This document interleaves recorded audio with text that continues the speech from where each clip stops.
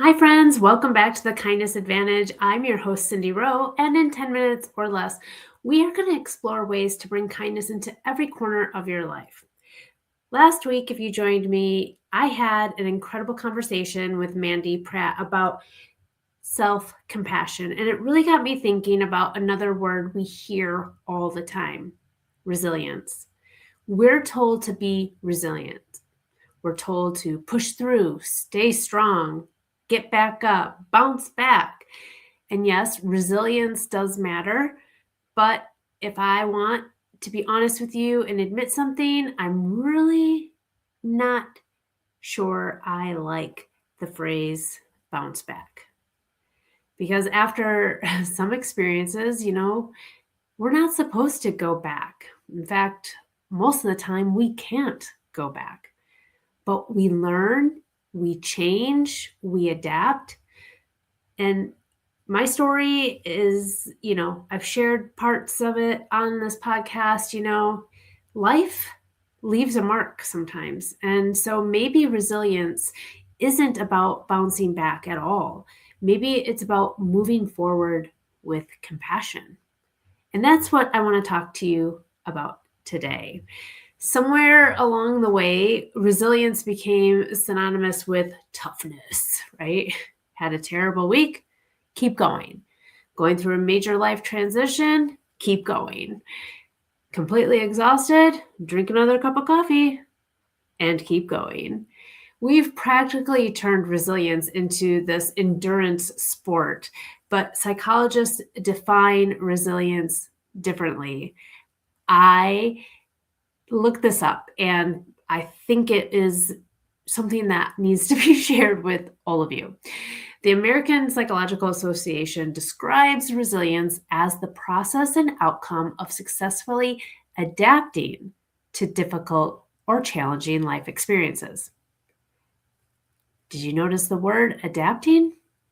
Right. Not ignoring, not pretending, not powering through at all costs, like adapting. That changes things because sometimes resilience looks like persistence. And sometimes resilience looks like saying, you know what, I need a minute. This is where last week's conversation about self-compassion becomes really, really important. Research has repeatedly connected self-compassion with greater psychological resilience.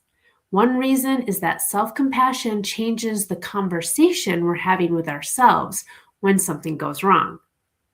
Think about it. You make a mistake and voice number one says, seriously, how did you mess that up? Or you should have known better.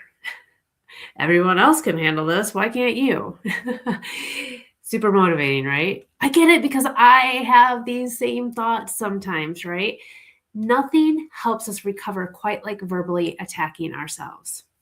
But you could respond, well, that didn't go the way I wanted it to, or this is hard, or what do I need to know right now to move forward?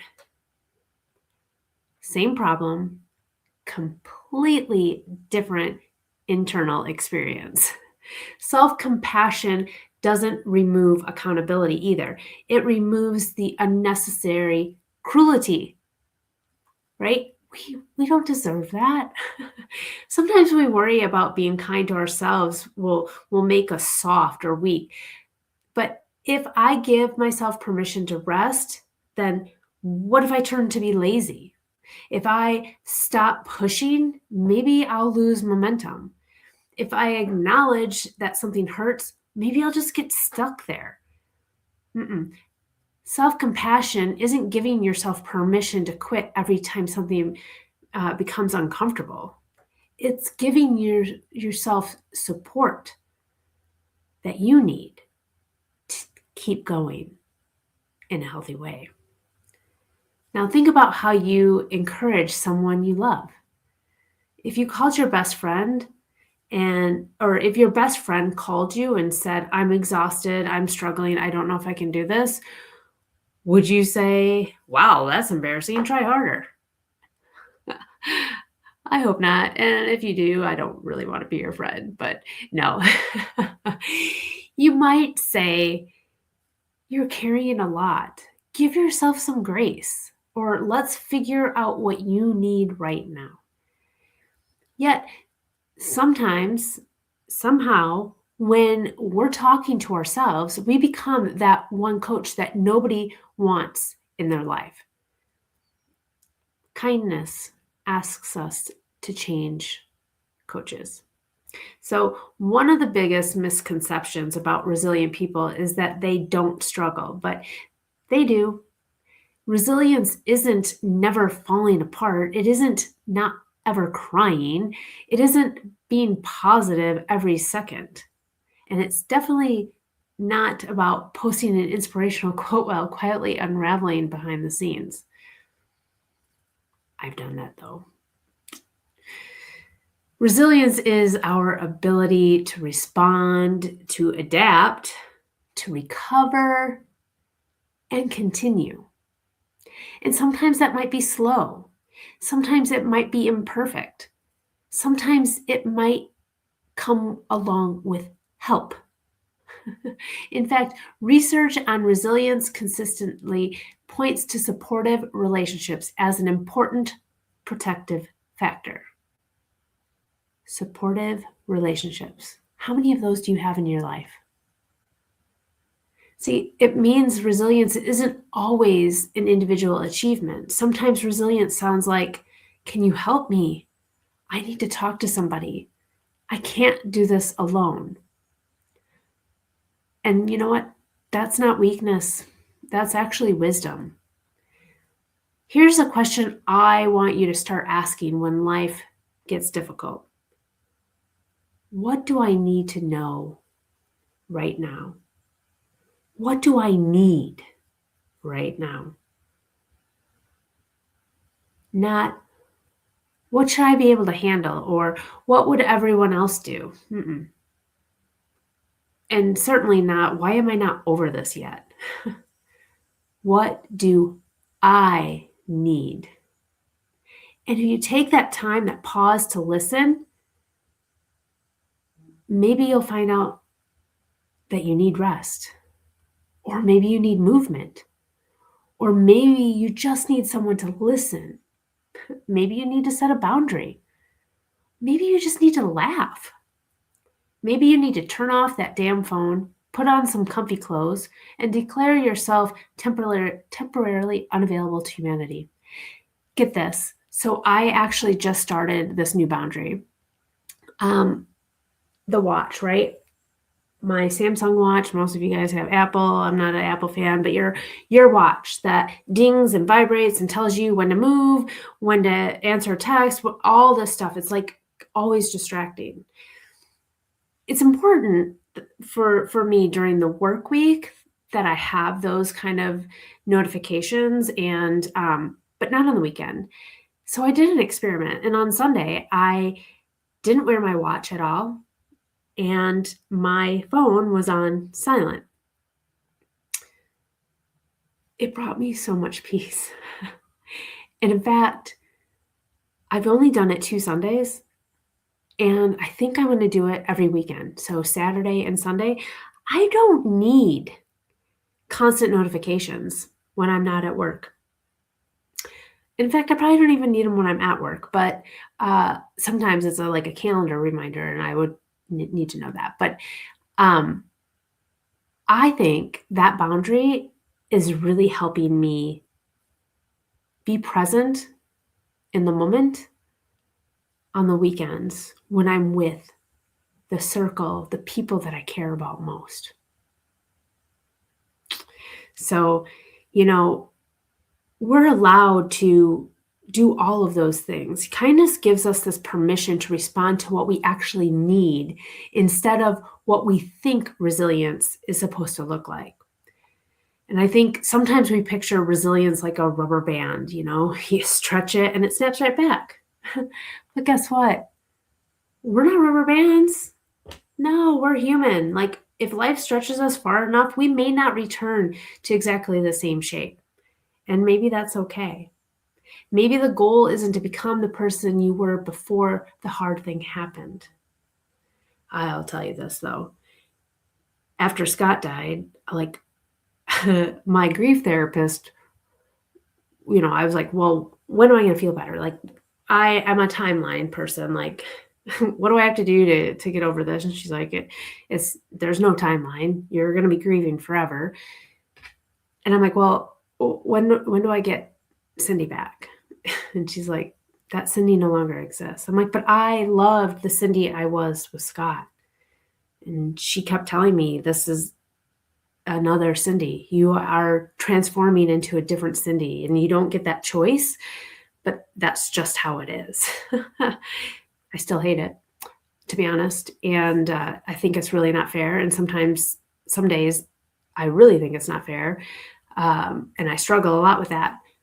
But I'm understanding more so, right? Like, it's okay. And maybe I can create this new Cindy to be even better than the Cindy I was with Scott. So, I don't know. Maybe the goal is to take what you've learned and become someone who knows themselves a little bit better.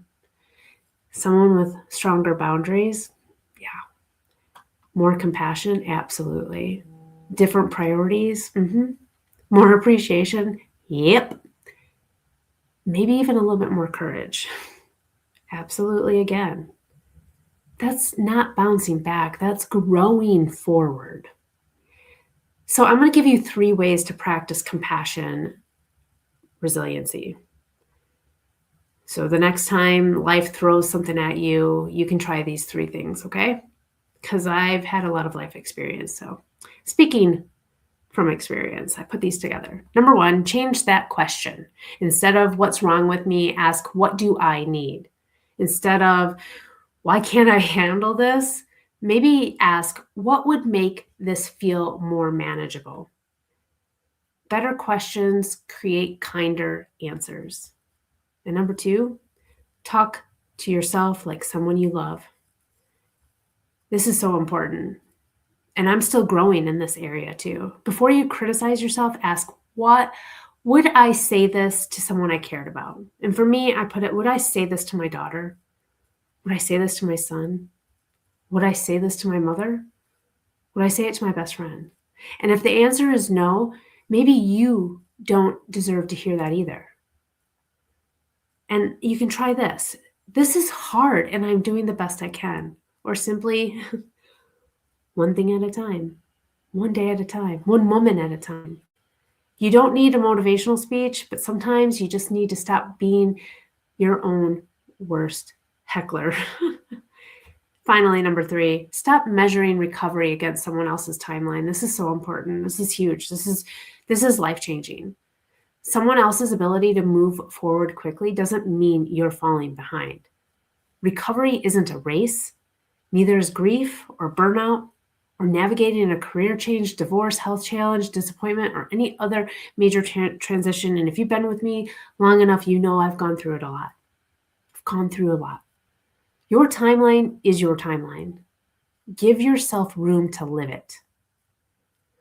And I love this quote by Maya Angelou, and you know I'm a big fan of hers, but I can be changed by what happens to me, but I refuse to be reduced by it. I love it. Resilience doesn't mean pretending something didn't change. It didn't change you. It means refusing to let that experience become the entirety of who we are. We can acknowledge what happened, learn from it, carry the lessons, and still keep moving forward. Maybe we've had strength wrong too. Strength isn't always holding everything together. Sometimes strength is putting something down. Strength can be resting, asking for help, changing your mind, setting a boundary, starting again, admitting that this isn't working anymore, or simply deciding that you don't have to prove how much you can endure. There's no trophy for being the most exhausted person in the room. So I want to share this. If you are going through something difficult right now, here's what I want you to remember. You don't have to rush yourself through it. You don't have to pretend you're okay. You don't have to immediately turn your struggle into something beautiful, some beautiful life lesson. You can simply just be where you are and meet yourself there with some kindness. Resilience isn't about how quickly you bounce back. It's about how compassionately you can help yourself move forward. So this week, when something doesn't go according to plan, notice how you talk to yourself. That's your challenge. And then ask yourself, what would kindness look like here? And maybe that's encouragement or rest or asking for help or simply giving yourself permission to try again tomorrow. Whatever it is, practice resilience without abandoning yourself in the process. Hey, I know this episode went a little bit longer, but there's a lot of passion behind it. And if it resonated with you or it made you think of somebody that's navigating a hard season, share it with them. And please subscribe to my channel. I am here for you. And I'm here to remind you, be kind to others, but don't forget to save some of that kindness for yourself. You might be surprised by how much stronger it actually makes you. And together, we create waves of change through kindness. Thank you so much for listening.